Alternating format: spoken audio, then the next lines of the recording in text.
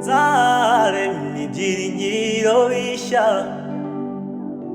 bizaguherekeza kugeza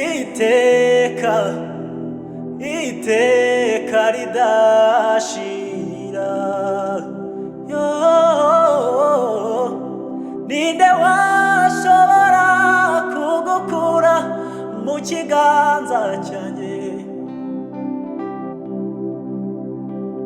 Nzatuma uhoranisha kubwo kwizera kwawe.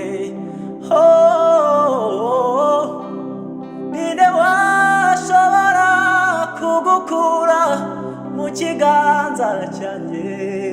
Mwana wanjye, nzatuma uhoranisha kubwo kwizera kwanjye.